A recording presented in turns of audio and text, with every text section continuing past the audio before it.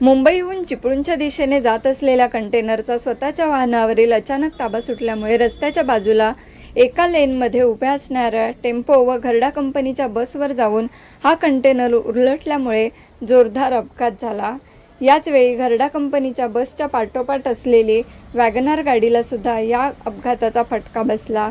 या अपघातातील टेम्पो चालकाला चिपळूण येथील लाईफ केअर रुग्णालयात उपचारासाठी दाखल करण्यात आले असून अन्य दोघांना परशुराम रुग्णालय तर घरडा कंपनीच्या गाडीतील जखमींना जवळपास 7 लोकांना लवेल येथील घरडा रुग्णालयात उपचारासाठी दाखल करण्यात आले आहे। या अपघातात एकूण किती लोक जखमी झाले आहेत हे अजूनही स्पष्ट झाले नसून महामार्गावर मात्र मोठ्या प्रमाणात वाहतूक कोंडी झालेली पाहावयास मिळत आहे।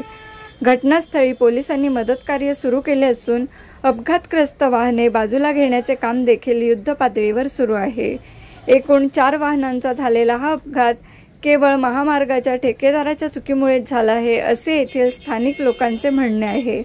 महामार्गाचे अर्धवट ठेवलेले काम आणि एकाच बाजूने सुरू ठेवलेली वाहतूक यामुळेच दर दिवसाला या ठिकाणी अपघात होत असल्याचे बोलले जात आहे।